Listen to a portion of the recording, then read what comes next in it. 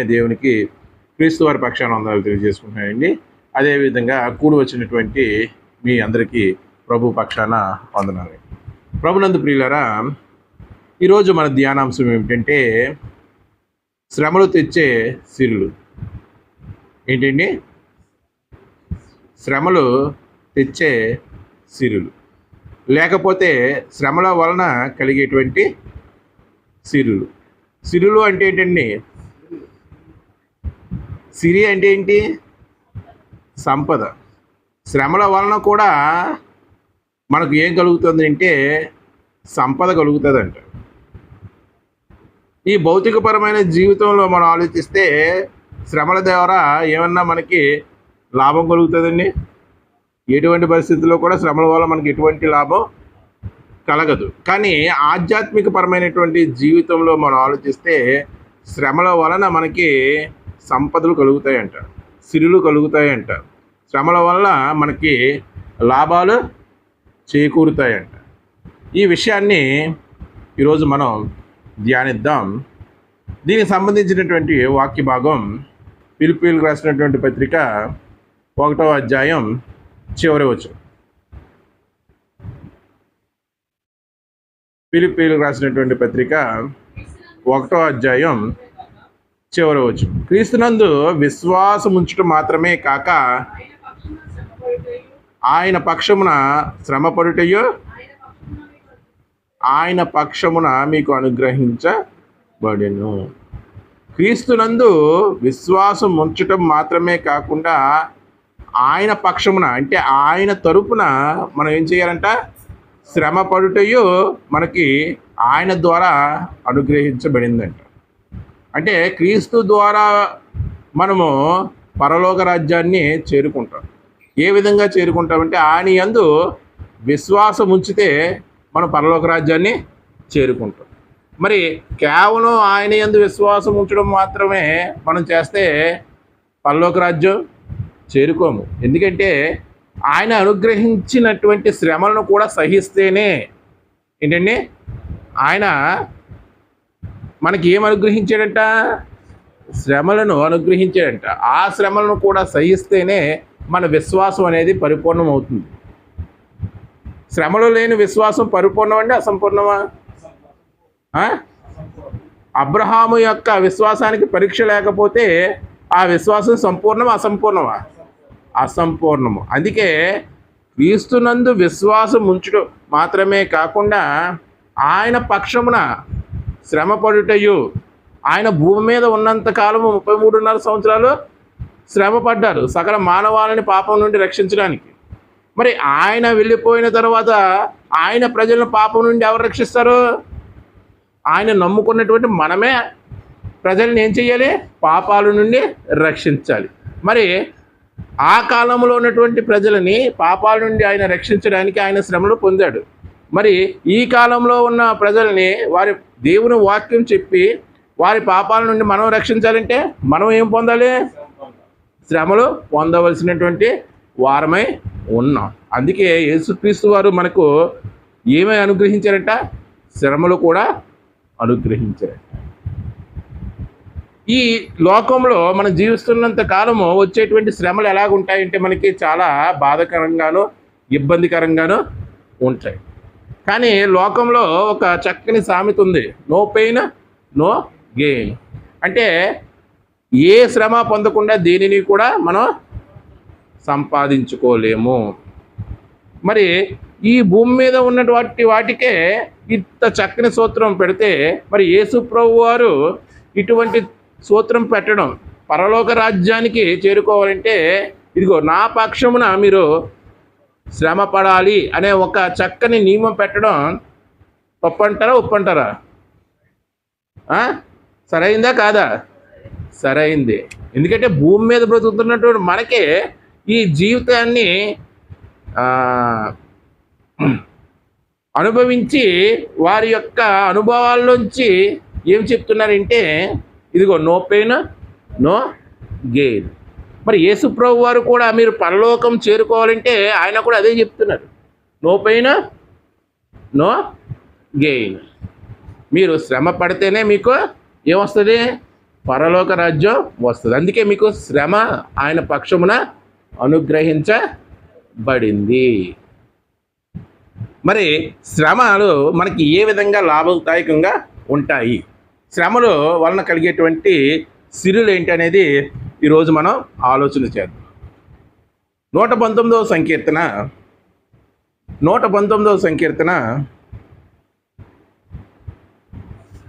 71వ వచనం. 119వ సంకీర్తన 71వ వచనం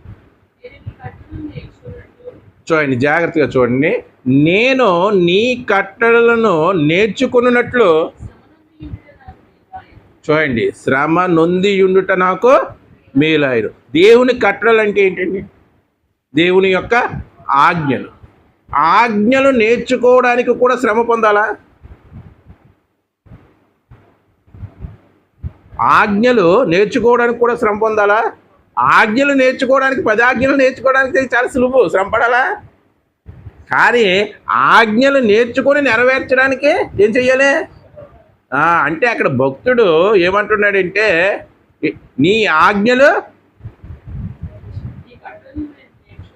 నీ కట్టడలు నేను నేర్చుకున్నట్లు, చూడండి, నీ కట్టడలు నేను నేర్చుకొని నెరవేర్చుటకు శ్రమ ఉండుట నాకు మేలు. అంటే దేవుడి యొక్క ఆజ్ఞలు, దేవుని యొక్క కట్టడలు మనం నేర్చుకొని నెరవేర్చాలంటే ఏం కలుగుతుంది మనకి?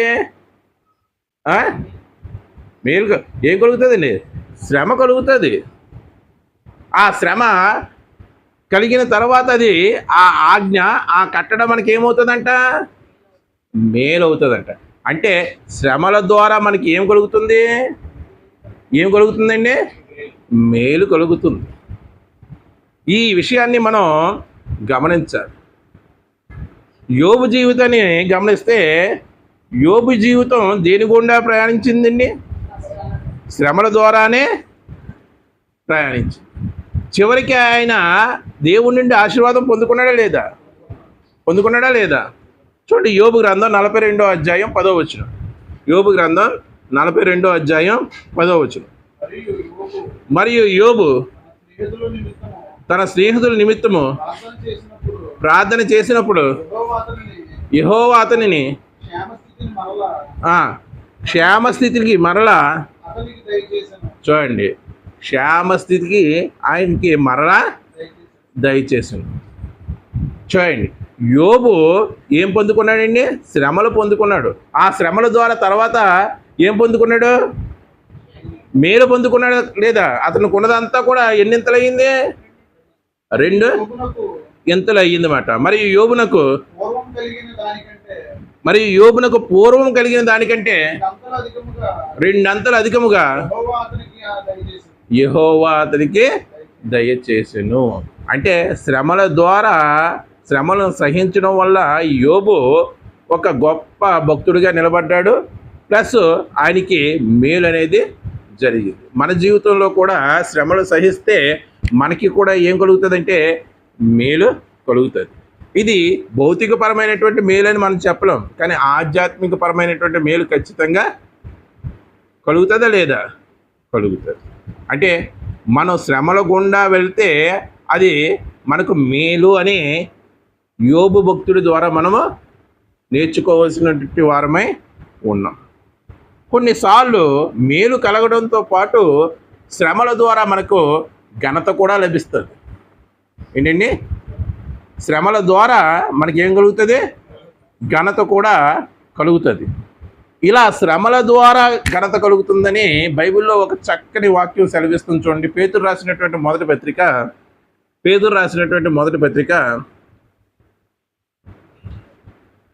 1వ అధ్యాయం 7వ వచనం. చూడండి, నశించిపోవు సువర్ణము అగ్ని పరీక్ష వలన శుద్ధపరచబడుచున్నది కదా. ఆగండి ఒకసారి. నశించిపోవు సువర్ణము అంటే ఏంటి? బంగారం. ఎందుకు నశించిపోతుంది? మట్టిలోంచి తీసి కరిగిస్తే అది బంగారంగా మారుతుంది. ఎందుకు నశించిపోతుంది?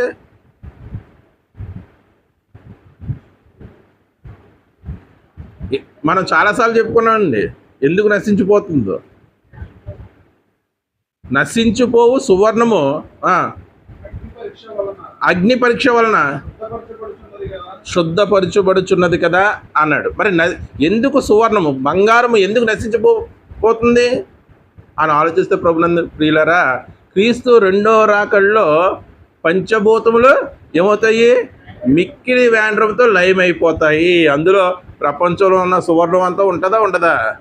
అది నశించిపోద్దా లేదా అప్పటికి?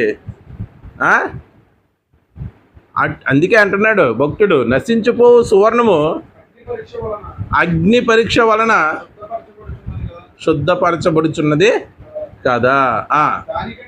దానికంటే అమూల్యమైన విశ్వాసము. అలా నశించిపోయేటువంటి ఆ సువర్ణము అగ్ని పరీక్ష వల్ల శుద్ధపరచబడుతుంది.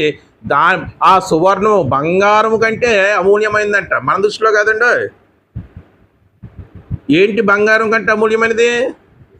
విశ్వాసం. ఎవరి దృష్టిలో? దేవుని దృష్టిలో మన విశ్వాసం అంత గొప్పదంట. కానీ మన దృష్టిలో మన విశ్వాసం అంత గొప్పదేమీ కాదు. మనం దేనికి ఇంపార్టెన్స్ ఇస్తాం? సువర్ణానికే ఇంపార్టెన్స్ ఇస్తాం. కానీ దేవుడు చెప్తున్నాడు, ఇదిగో ఈ భూమి మీద ఉన్నటువంటి సువర్ణం కంటే మీ విశ్వాసం ఎటువంటిదంట? అమూల్యమైనది. దానికంటే అమూల్యమైనటువంటి విశ్వాసము ఈ శోధనల చేత, చూడండి దేని చేత పరీక్షలు నిలుస్తుందంటండి? అంటే శ్రమల చేత విశ్వాసం దేనికి నిలుస్తుందంట? పరీక్షకు నిలుస్తుందంట. అంటే క్రీస్తును విశ్వసించిన ప్రతి విశ్వాసి పరీక్షకు నిలవాలా లేదా? నిలవాలా లేదా? అదే కదా చెప్పాడు, శ్రమల ద్వారా మీ విశ్వాసం పరీక్షలకు నిలిచినదే. యేసుక్రీస్తు ప్రత్యక్షమైనప్పుడు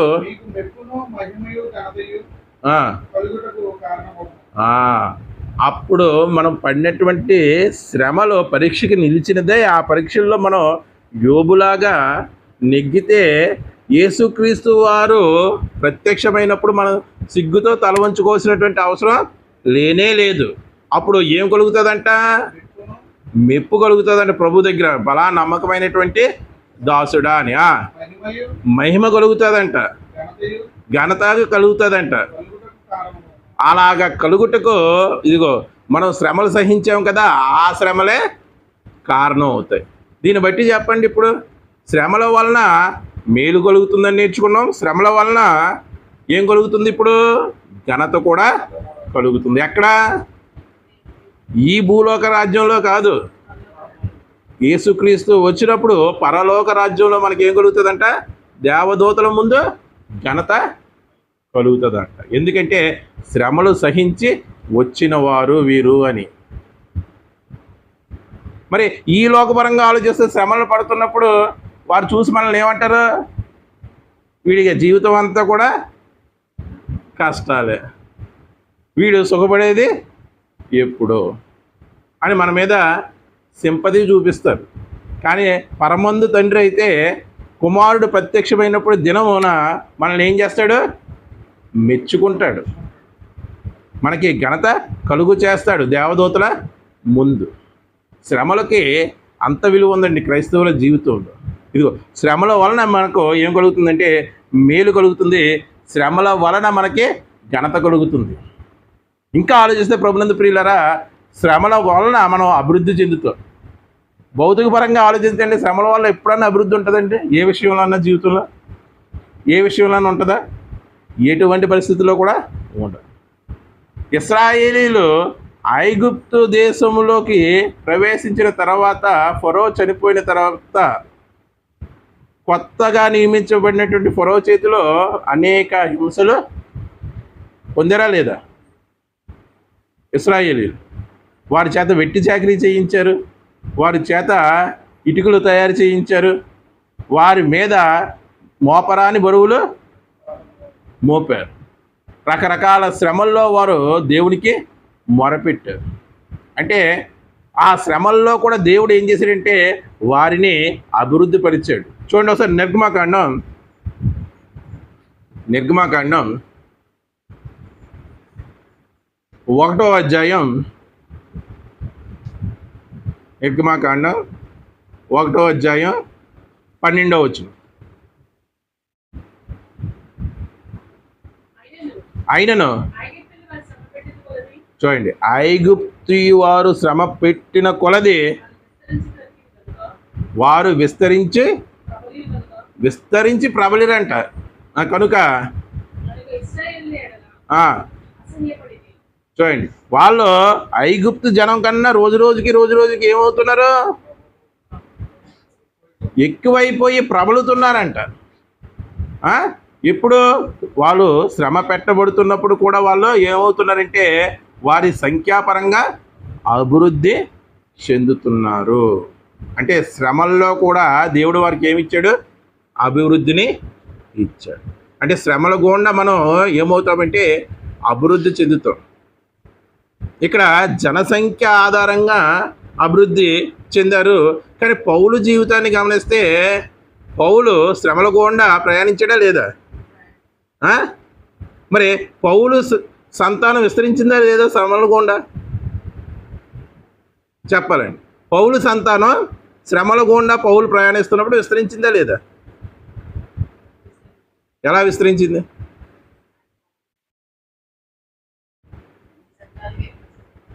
ఎలా విస్తరించింది?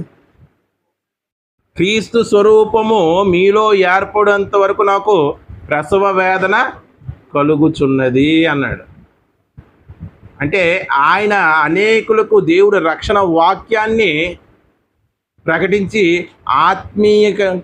ఆత్మీయ స్థితిలో పిల్లలను కన్నాడు. అంటే శ్రమల్లో కూడా పౌలు యొక్క సంతానం అంటే ఆత్మీయ సంతానం అండో. శ్రమల్లో కూడా ఆత్మీయ సంతానం విస్తరించిందా లేదా? అనేక సంఘాలనే స్థాపించాడు. ఒక క్షేమకరమైన స్థితిలో ఉండి ఎటువంటి పరిస్థితుల్లో కూడా ఆయన సంఘాలు స్థాపించలేదు. హింసలు గుండా శ్రమల గుండా నడుస్తూ అనేక మంది ఆత్మీయ పిల్లలని ఆయన ఏం చేశాడు? కన్నాడు. ఇదిగో క్రీస్తు స్వరూపం మీలో ఏర్పడేంత వరకు నాకు ఏం కలుగుతుందంటే ప్రసవ వేదన కలుగుతుంది. అక్కడ ఇశ్రాయేలీలు శ్రమపడి భౌతికపరమైనటువంటి పిల్లలను కన్నారు.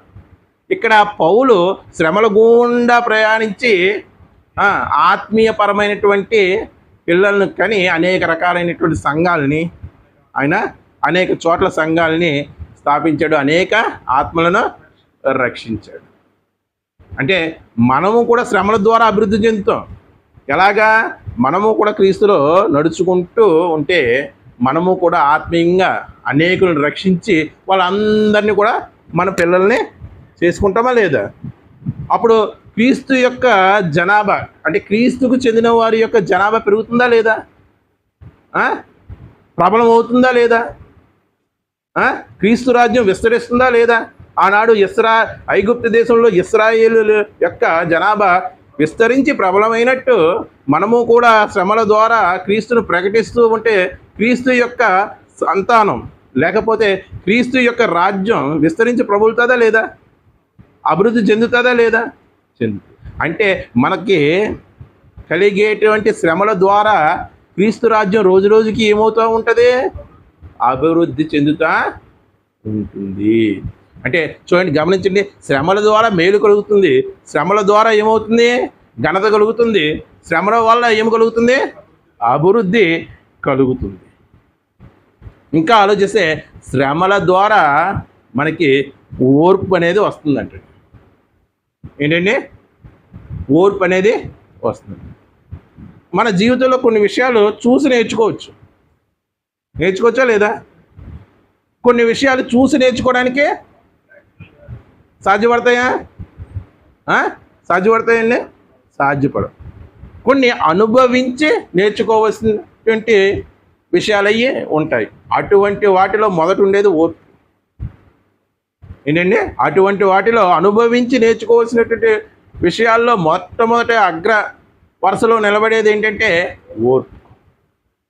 ఓర్పు శ్రమలు సహించకుండా ఎవరికైనా వస్తుందండి ఓర్పు? శ్రమలను సహించిన వారిని చూస్తే ఎలా ఓర్చుకోవాలో నేర్చుకుంటాం అంతే. కానీ ఆ ఓర్పు మనకు అబ్బుతుందా? అవ్వదు. మనము శ్రమ పడితే ఆ ఓర్పుని మనం కలిగి ఉంటాం. మరి ఈ గొప్ప ఓర్పు అని ఎందుకన్నానంటే బైబిల్ ఏం చెప్తుందంటే ఓర్పు అనేక ద్రోహ కార్యములు జరగకుండా ఏం చేస్తుందంట? ఆపుతుందంట. ఓర్పు ఏం చేస్తుందంటే అనేక ద్రోహ కార్యములు జరగకుండా ఏం చేస్తుందంట? ఆపుతుందంట. మీరు జైలు శిక్షణ అనుభవించేటువంటి ఖైదీలను అడగండి, ఎందుకు ఇలా వచ్చావు నువ్వు, ఏ పరిస్థితులు నువ్వు ఇలా అవ్వడానికి దారి తీసాయంటే ఆ ఒక్క క్షణం ఓర్పుగా లేనందుకు ఒకరిని చంపి నేను ఏం చేశాను, ఇదిగో జైలు శిక్ష అనుభవిస్తున్నాను. ఇదిగో నేను చంపిన వాడి యొక్క కుటుంబం రోడ్డున పడిపోయింది. నేను వాడిని చంపినందుకు నా కుటుంబం కూడా రోడ్డున పడిపోయింది. దానికి కారణం ఏంటంటే నాలో ఓర్పు లేకపోవడం. అంటే ఓర్పు వలన ద్రోహ కార్యాలు జరుగుతున్నాయి లేదా? మిక్కిలి ద్రోహ కార్యాలు జరుగుతున్నాయి లేదా? జరుగుతున్నాయి. అందుకే బైబిల్ ఏం చెప్తుందంటే ఓర్పు గొప్ప ద్రోహ కార్యాలు జరగకుండా అడ్డుకుంటుందంట. మరి అటువంటి ఓర్పు మన జీవితంలో ఖచ్చితంగా ఉండాలా లేదా? భక్తి జీవితంలో మరి ముఖ్యంగా కలిగి ఉండాలా లేదా? కలిగి ఉండాలి. మరి అలా ఓర్పు మనకు నేర్పాలంటే దేవుడు మనకి అన్ని ఆశీర్వాదాలు ఇచ్చేస్తే సరిపోద్దా? అన్ని ఆశీర్వాదాలు ఇచ్చేసి ఆశీర్వాదపు జల్లులు కురిపించేస్తే మనం ఓర్పు ఎప్పుడు నేర్చుకుంటామండి? ఓర్పు నేర్చుకోలేం. చూడండి, ఒక పక్షి సైతం తన పిల్లలు చక్కగా గాలిలో ఎగరాలని ఏం చేస్తుంది? ఎంతో ఎత్తులోకి తీసుకెళ్ళి వదిలేస్తుంది. మరి చూస్తున్న మనకు ఈ పక్షికి జాలి లేదు, కరుణ లేదు. ఆ చిన్నపిల్లలు పడిపోయి చచ్చిపోతే ఏంటి పరిస్థితి, ఇంత మూర్ఖంగా పనిచేస్తుంది ఏంటిది అనుకుంటాం. కానీ అంత కఠోర సాధన ఇవ్వకపోతే అది ఎగరగలదా? ఎప్పుడు అదే గూట్లో ఉంటాం. దేవుడు కూడా మనకి శ్రమలు ఇవ్వకపోతే మనము కూడా ఆయన దగ్గర నుంచి ఎప్పుడు ఏమి ఎక్స్పెక్ట్ చేస్తాం? ఆశీర్వాదాలే ఎక్స్పెక్ట్ చేస్తాం. కేవలం ఆశీర్వాదాలు పొందుకునే భక్తులుగానే ఉంటాం. కానీ ఇదిగో శ్రమ వస్తే దేవుడి కోసం ఓర్చుకునేటువంటి భక్తులుగా ఉండం. దేవుని కోసం శ్రమ వస్తే దాన్ని ఓర్చుకునేటువంటి భక్తులుగా మనం ఎటువంటి పరిస్థితుల్లో కూడా ఉండము. అందుకే శ్రమల ద్వారా దేవుడు మనకి ఏం నేర్పిస్తున్నాడంటే ఓర్పునే నేర్పిస్తున్నాడు. అపోస్తులైన పౌలు రోమీయులకు రాసినటువంటి పత్రిక 5వ అధ్యాయం, అపోస్తులైన పౌలు రోమీయులకు రాసినటువంటి పత్రిక 5వ అధ్యాయం 3-4 వచ్చినది. అంతేకాదు, చూడండి, శ్రమ ఓర్పును, చూడండి, ఓర్పు పరీక్షను, పరీక్ష నిరీక్షణను. చూడండి, శ్రమ ఏం కలుగు చేస్తుందంట? ఓర్పు కలుగు చేస్తుందంట. ఆ ఓర్పు ఏం కలుగు చేస్తుందంట? పరీక్షను కలుగు చేస్తుందంట. అంటే నేను ఓర్పు గలవాడిని అంటే, అవును నువ్వు నిజంగా ఓర్పు గలవాడినో కాదో నేను ఒక పరీక్ష పెడతాను అంటారా లేదా? అంటే శ్రమ ఓర్పును, ఓర్పు పరీక్షను, పరీక్ష నిరీక్షణను కలుగజేయునని ఎరిగి, చూడండి, శ్రమల యందు దేవుడు ఏం చేయమంటున్నాడు? ఆశీర్వాద జల్లులో తడిసి ముద్దయిపోకు బాబు. నువ్వు దేని యందు అతిశయపడాలంటే శ్రమల యందు అతిశయపడాలి. ఎందుకంటే ఆ శ్రమ ఓర్పు కలుగు చేస్తుంది, ఆ ఓర్పు పరీక్షను కలుగు చేస్తుంది, ఆ పరీక్ష నిరీక్షణను కలుగు చేస్తుంది. ఆ నిరీక్షణ ఎంత గొప్ప భాగ్యం అండి. క్రీస్తు వారి గురించి శ్రమపడి ఓర్చుకొని పరీక్షకు నిలిచి ఆయన కోసం నిరీక్షిస్తూ ఉంటే ఆ నిరీక్షణ ఎంత గొప్పదే. ఆ నిరీక్షణకు కారణం ఏంటి? శ్రమ. నిరీక్షణకు కారణం ఏంటండి? ఎందుకంటే ఓర్పు శ్రమను, శ్రమ పరీక్షను. ఓర్పు ఏం చేసింది? శ్రమ ఏం చేసింది? ఓర్పును కలుగు చేసింది. ఆ ఓర్పు పరీక్షను కలుగు చేసింది. పరీక్షలో నెగ్గితే ఇంకా బహుమతి కోసం ఎదురు చూస్తాం కదా, నిరీక్షణ. ఆ నిరీక్షణ ఎవరి కోసం? ఇదిగో యేసు వస్తాడు, నాకు ఇవ్వాల్సిన జీతం ఇస్తాడు. ఆ జీతం పుచ్చుకుంటున్న మనం శ్రమ యందు అతిశయపడాలా, బాధపడాలా? అందుకే శ్రమ యందు ఏమంటున్నాడు? అతిశయ బలం అంటున్నాడు. ఇదిగో నా బిడ్డ వంటి బిడ్డ ఇంకా భూలోకంలో ఎక్కడా లేడు అని యోబు గురించి చెప్పాడు దేవుడు అతిశయంగా. అంత గొప్పవాడా, అంత ఓర్పు గలవాడా అంత సైతాను. అవును, ఓర్పు గలవాడే అంది. అంటే శ్రమ కలుగు చేస్తున్నాడు, శ్రమ కలిగి చేసింది, ఓర్చుకున్నాడు. ఆ శ్రమ, ఆ ఓర్పు పరీక్షకు నిలిచిందా లేదా? ఇంత కష్టపడుతూ ఇంకా దేవుడా దేవుడా అంటావేంటి, దేవుని దూషించి చచ్చిపో అంద భార్య. అది పరీక్ష కాదా? పరీక్ష కాదా? తర్వాత ఏమన్నాడు, మూర్ఖురాలు మాట్లాడేటట్టు నువ్వు ఎటువంటి పరిస్థితిలో కూడా మాట్లాడక, యెహోవా ఇచ్చును యెహోవా తీసుకును, సమస్త ఘనతా మహిమ ఆయనకే చెల్లును. అంటే ఎవరి కోసం ఎదురు చూస్తున్నాడు యోబు? తన యొక్క స్థితిని మార్చగలిగేవాడని ఎవరి కోసం నిరీక్షిస్తున్నాడు? దేవుడి కోసం నిరీక్షిస్తున్నాడు. అంటే అతడి యొక్క శ్రమలు అతని యొక్క నిరీక్షణకు కారణమైందా లేదా? కారణమైందా లేదా? అంటే శ్రమ ద్వారా వచ్చేటువంటి ఓర్పు అంత గొప్పది. క్రైస్తవ జీవితంలో క్రీస్తు కొరకు మనం శ్రమలో పడవలసి వస్తే ఓర్చుకోవలసినటువంటి వారమై ఉన్నాము. తద్వారా మనకి ఆయన వచ్చేటప్పుడు ఏమిస్తాడు? మనకి జీతాన్ని ఇస్తాడు. శ్రమ పడిన వారికి ఖచ్చితంగా జీతం ఇస్తారా లేదండి? ఇస్తారా లేదా? ఈ లోకాధిపతులు అయితే ఇవ్వకపోవచ్చు, ఇబ్బంది పెట్టవచ్చు. కానీ సర్వలోకాధిపతి వెయిట్ చేస్తాడా? ఈరోజు లేదు రేపు రమ్మంటాడా? ఆయన వచ్చినప్పుడు ఖచ్చితంగా ఏమి ఇస్తానన్నాడు? జీతం ఇస్తానన్నాడు. ఆయన జీతం ఇస్తానన్నాడు కాబట్టి మనం ఏం చెయ్యాలి? శ్రమ పడాలి. ఆ శ్రమ ద్వారా ఓర్పు నేర్చుకోవాలి. ఆ ఓర్పు పరీక్షకు నిలబడమంటే నిలబడాలి. అబ్రాహాము నిలబడ్డా లేదా? నిలబడ్డా లేదా? ఇస్సాకును బలి ఇవ్వమంటే ఇటువంటి పరిస్థితుల్లో కూడా వెనకాడలేదు. దేవుడు మృతులను సహితము సజీవులుగా చేయవాడని ఆయన నమ్మి ఇస్సాకును బలిగా అర్పించడానికి ఆయన ఎటువంటి పరిస్థితుల్లో కూడా వెనుదిరగలేదు. అంటే శ్రమ ద్వారా క్రైస్తవ జీవితానికి కావలసిన గొప్ప ఓర్పు కలుగుతుంది. ఇప్పటి వరకు ఏం చూసామంటే శ్రమ మనకి మేలును కలుగు చేస్తుంది, శ్రమ మనకు ఘనతను కలుగు చేస్తుంది, శ్రమ మనకి అభివృద్ధిని కలుగు చేస్తుంది, శ్రమ మనకి ఓర్పుని కలుగు చేస్తుంది. మరి ఒకటి మనం ఆలోచిస్తే ప్రభునందు ప్రియులారా, శ్రమ మనకి విధేయతను నేర్పుతుంది. ఇది ఎంత గొప్పదంటే విధేయత అనేది, మనము ఎవరికి విధేయత చూపవలసినటువంటి వారమై ఉన్నాము?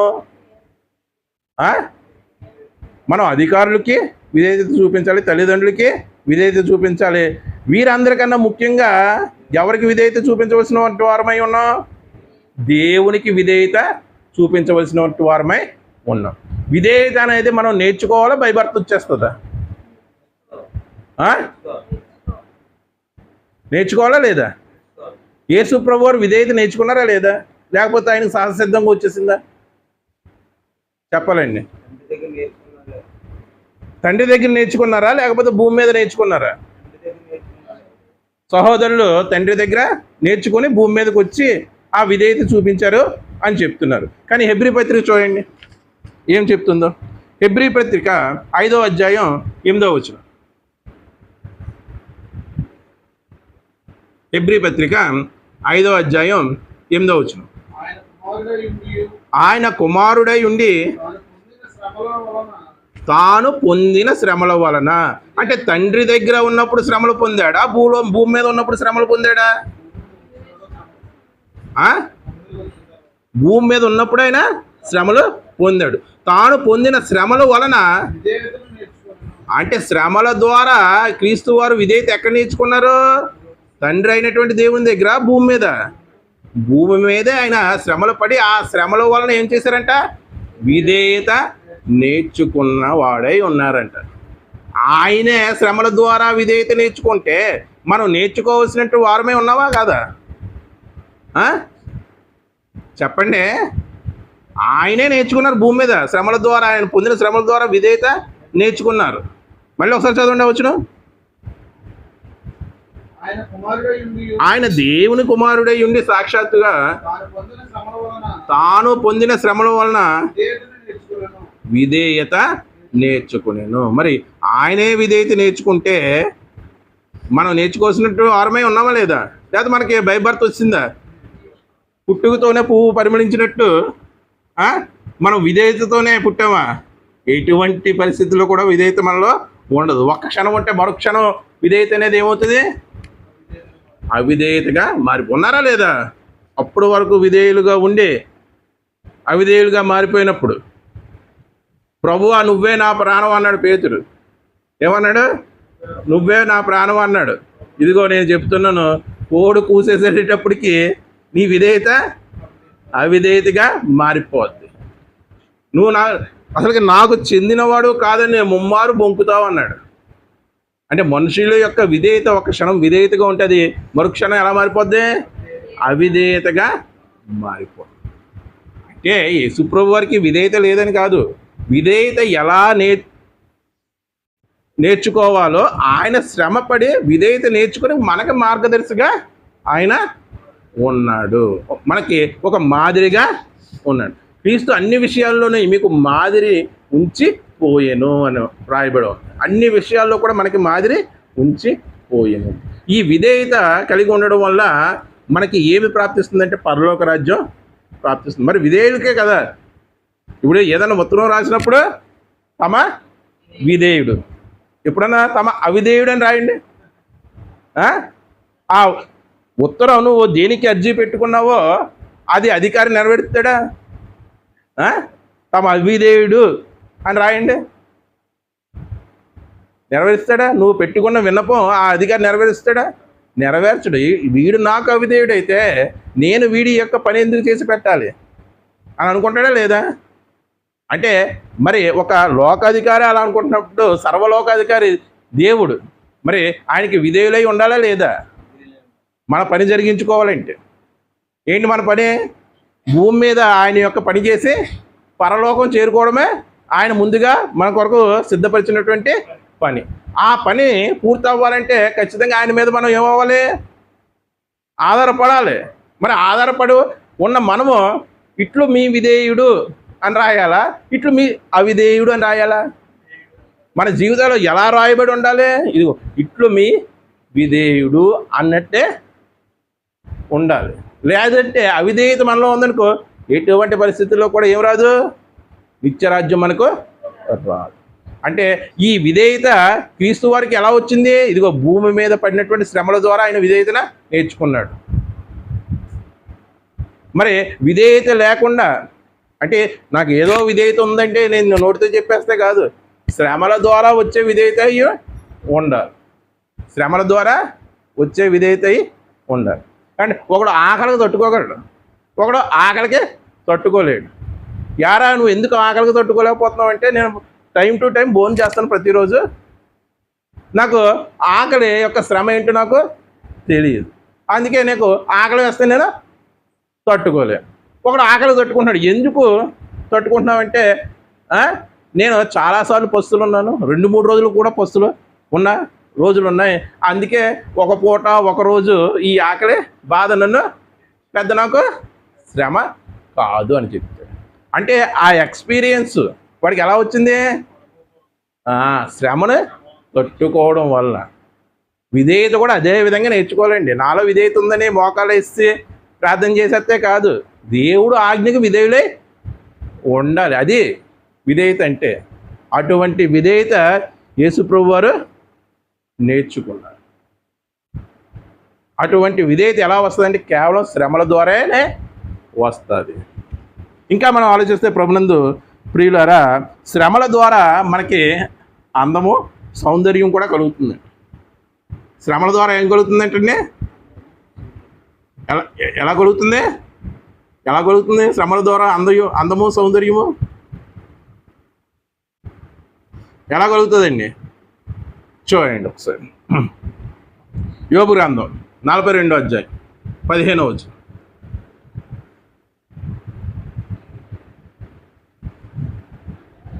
యోబు గ్రంథం 42వ అధ్యాయం 15వ వచనం.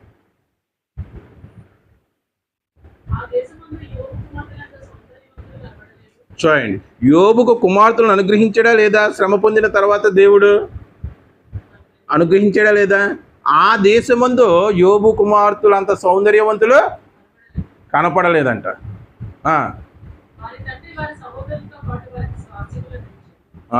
చూడండి, అంత గొప్ప అందమైనటువంటి కుమార్తెలను పొందుకోవడానికి కారణం ఏంటి? ఏంటండి? దేవుని ద్వారా అంత అందమైనటువంటి కుమార్తెలను పొందుకోవడానికి కారణం ఏంటి చెప్పాలండి? యోబు పొందిన శ్రమ. ఒకవేళ భార్య దూషించమన్నప్పుడు దూషించడానికో అవిధేయుడు అయిపోతాడా లేదా? ఇంత అందమైనటువంటి కుమార్తెలు ఆ దేశంలోనే లేరంట.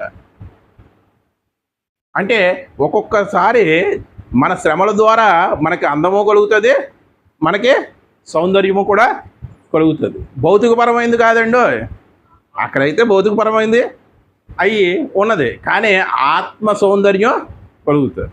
ఏం కలుగుతుందండి? ఆత్మీయ సౌందర్యం కలుగుతుంది. ఎందుకంటే మన దేవుడు మనలో ఎటువంటి సౌందర్యం కోరుకున్నవాడై ఉన్నాడు? ఆత్మీయ సౌందర్యం కోరుకున్న వాడే. చూడండి, దానియేలును అధికారిగా నియమించక ముందు రాజు దగ్గర పని చేయాలంటే చక్కగా ఉండాలి అన్నప్పుడు కొంతమందినేమో మాంసాహారం తిని చక్కగా ఏమవమన్నారు? పుష్టిని అందమన్నారు. కానీ దానియేలు ఏం చేశాడు? కూరగాయలు ఆకుకూరలు తిన్నాడు. ఏమండి, ఏది బాగుంటుందండి? మాంసాహారం తింటే బాగుంటుందా? కూరగాయలు ఆకుకూరలు తినడం బాగుంటుందా? మాంసాహారం తినడమే మనకి బాగుంటుంది. కూరగాయలు ఆకుకూరలు తినడం అంటే మనకి ఏంటి? శ్రమ కాదా? శ్రమ కాదా? ఆదివారం నాడు రోజు తోటకూర ఉండండి, దాన్ని మించిన శ్రమ మరొకటి లేదు అన్నట్టు ఉంటుంది నాలుగుకి. అంటే మిగతా అందరూ మాంసాహారం తింటుంటే ఇతను శ్రమకు ఓర్చుకొని తన నాలుకకు తినాలనిపించిందేమో మరి, ఒకవేళ మనకు తెలియదు. కానీ ఆ నాలుకని శ్రమ పెట్టి ఏం చేశాడు? ఆకుకూరలని కూరగాయలు తిన్నాడు. తర్వాత అతని యొక్క చర్మం ఎలా ప్రకాశించింది? చాలా చక్కగా ప్రకాశించింది. మాంసాహారం తిని పుష్టి నొందిన వారికంటే దానియేలు యొక్క చర్మకాంతి ఎలా ఉంది? ప్రకాశవంతంగా ఉంది. అంటే నాలుకను కూడా కొన్ని విషయాలు ఏం చేయవలసినటువంటి వారమై ఉన్నాం?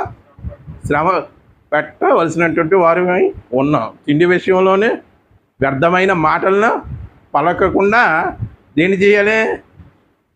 శ్రమ చెప్పేద్దామా వద్దా, ఇలా కాలౌట్ ముందుకేస్తాం, మళ్ళీ వెనక్కేస్తాం, కాలౌట్ మొత్తం చెప్పేస్తాం.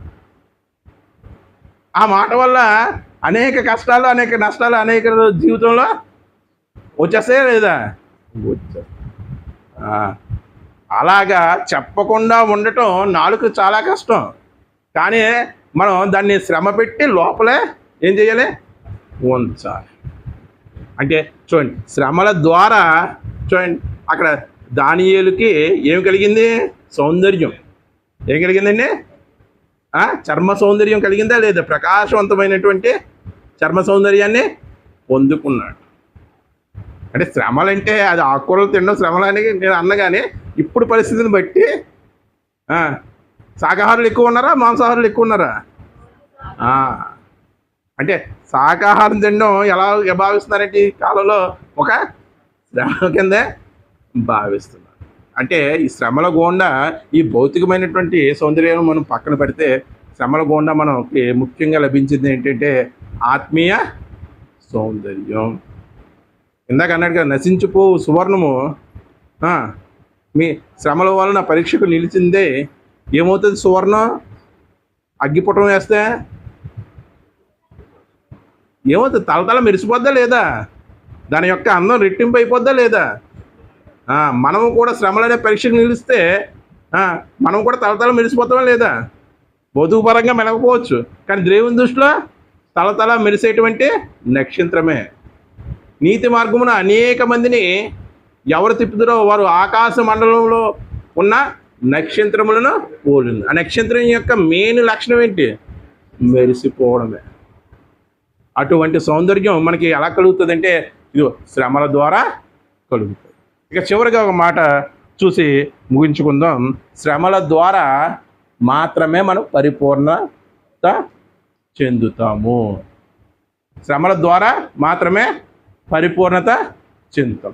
ఏదన్నా ఒక చక్కని కూర వండాలంటే కుక్కర్లో పెట్టిన తర్వాత 10 విజిల్లు వేయాలి అప్పుడే అది కంప్లీట్గా ఏమవుతుంది, ఉడుకుతుంది అని చెప్పినప్పుడు 10 విజిల్లు వేయింతాం లేదా, అవసరమైతే 11వ విజిల్ కూడా వేయింతాం.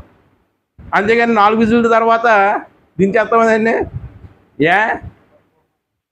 ఏ ఉడికి ఉడకనట్టు ఉంటుంది, రుచి ఉండి ఉండనట్టుగా ఉంటుంది, కచ్చా పచ్చాగా ఉంటుంది. మనకు దేవుడు ఎన్ని శ్రమలు అనుగ్రహించాడో అన్ని శ్రమలు అనుభవిస్తేనే మన జీవితం ఏమవుతుంది, పరిపూర్ణత అవుతుంది. ఎందుకంటే ఆయన శ్రమ పెడతాడు, ఆ శ్రమ నుండి తప్పించుకునేటువంటి ఉపాయాన్ని కూడా ఆయనే కలుగు చేస్తారని బైబిల్లో రాయబడి ఉంది, కొరింథీ పత్రికలో. అంటే ఆయన ద్వారా మనకు శ్రమ కలుగుతుంటే మనం ఎటువంటి పరిస్థితుల్లో కూడా ఆ శ్రమని మనం పరీక్షగా తీసుకోవాలి. కానీ ఇదిగో శ్రమలను తీసివేయి ప్రభువా అని అనకూడదు. మరి ఎలా అడగాలి, నీ చిత్తమైతే ఈ శ్రమని తీసే ప్రభువా. అది తండ్రి చిత్తం అనుకో, అలా నిల్చుంటుంది. యేసు ప్రభువారు ఏమన్నారు, నీ చిత్తమైతే ఈ గిన్నెని నా యొద్ద నుండి తొలగించు. అది తండ్రి చిత్తం. అలాగే ఆయన శ్రమ పొంది మరణించి అనేక మందికి పాప ప్రక్షాళన చేశారు. అంటే మన జీవితం ఒక పరిపూర్ణమైనటువంటి జీవితం అవ్వాలంటే ఖచ్చితంగా ఏముండాలి, శ్రమలు అనేవి ఉండాలి అండి. మంట లేకుండా ఏదైనా ఉడుకుతుంది బో, ఏదన్నా ఉడికించగలమా మంట లేకుండా? ఏదన్నా ఒక బంగాళదుంప తీసుకుంటే ఉడికించగలమా? పచ్చి తినగలమా బంగాళదుంప? ఉడికించిందాన్ని. లేకపోతే ఒక చిలకడ దుంపని తీసుకుని ఉడికించిందాన్ని. పచ్చి తినని చిలకడ దుంప స్వీట్గా ఉంటుందా? ఉండదు. దాన్ని మంట అనే శ్రమ మీద పెడితే అది ఏమవుతుంది, ఉడికి పరిపూర్ణమయ్యి తినడానికి తీయదనాన్ని అందిస్తుంది. మన జీవితాలు కూడా తీయదనంగా పరిపూర్ణత సాధించాలంటే మనం కూడా శ్రమ అనే అగ్ని వంటి శ్రమలు గుండా మనం ఏమవ్వాలి, ప్రయాణం చెయ్యవలసినటువంటి వారమై ఉన్నాం. అంటే శ్రమల ద్వారానే క్రైస్తవ జీవితం పరిపూర్ణం అవుతుంది. ఇప్పుడు మొట్టమొదటి చదువుకున్నట్టు రెఫరెన్స్ చదవండి. అసలు దేవుడు ఎందుకు శ్రమను అనుగ్రహించడం మనకు అర్థమవుతుంది. ఫిలిప్పీలకు రాసినటువంటి పత్రిక 1వ అధ్యాయం చివరి మాట చూడండి. క్రీస్తునందు విశ్వాసం ఉంచుట మాత్రమే కాక ఆయన పక్షమున శ్రమపడుటయు ఆయన పక్షమున మీకు అనుగ్రహించబడింది. నువ్వు విశ్వాసం ఉంచేస్తే నీ విశ్వాసము నిజమైన విశ్వాసము అబద్ధ విశ్వాసం ఎలా తెలుస్తుంది? శ్రమ అనుగ్రహిస్తే తెలుస్తుంది. అందుకే ఆయన పక్షాన మనకి ఏమనుగ్రహించాడు? శ్రమను అనుగ్రహించాడు. అలా శ్రమను అనుగ్రహించి ఆ శ్రమకు నువ్వు నిలిస్తే ఆ శ్రమ ద్వారా నీకు ఏం కలుగుతుంది? ఇదిగో శ్రమ ద్వారా మేలు కలుగుతుంది. ఏం కలుగుతుందండి? మేలు. శ్రమ ద్వారా ఘనత కలుగుతుంది, శ్రమ ద్వారా అభివృద్ధి అనేది కలుగుతుంది, శ్రమ ద్వారా విధేయత అనేది కలుగుతుంది, శ్రమ ద్వారా నీకు ఆత్మ సౌందర్యం అనేది వస్తుంది, శ్రమ ద్వారా నీ జీవితం ఏమవుతుంది? పరిపూర్ణత వైపు పరుగులు తీస్తుంది. కాబట్టి దీన్ని బట్టి చెప్పండి, ఆధ్యాత్మికంగా ఆలోచిస్తే శ్రమల ద్వారా మనకి సిరులు వస్తున్నాయా లేదా? శ్రమల ద్వారా సిరులు వస్తున్నాయా లేదా? శ్రమల ద్వారా లాభాన్ని పొందుకుంటున్నామా లేదా? శ్రమ తెచ్చేటువంటి సిరులు ఇదండి. ఈరోజు దేవుడు మన ముందు ఉంచినటువంటి వాక్య భాగం. మరి మన మనసులో ఇంకా శ్రమ పడడానికి, క్రీస్తు పక్షాన శ్రమ పడడానికి ఒకవేళ సిద్ధంగా లేమేమో, అటువంటి అభిప్రాయం ఉంటే ఈ రోజు నుంచి ఏం చేయాలి? ఆ అభిప్రాయాన్ని తీసివేసి క్రీస్తు పక్షాన శ్రమ పడడానికి, శ్రమ వస్తే ఆయన మీద ఆధారపడడానికి, ఆయన చిత్తమైతే తొలగించమని ప్రార్థన చేయడానికి సిద్ధమై ఉండాలి. ఆ విధంగా మనం ప్రయత్నించాలి. అటువంటి ప్రయత్నంలో దేవుడు మీకు సహాయ సహకారాలు అందిస్తారని కోరుకుంటూ ముగిస్తాం. ప్రార్థన చేసుకుంటాం.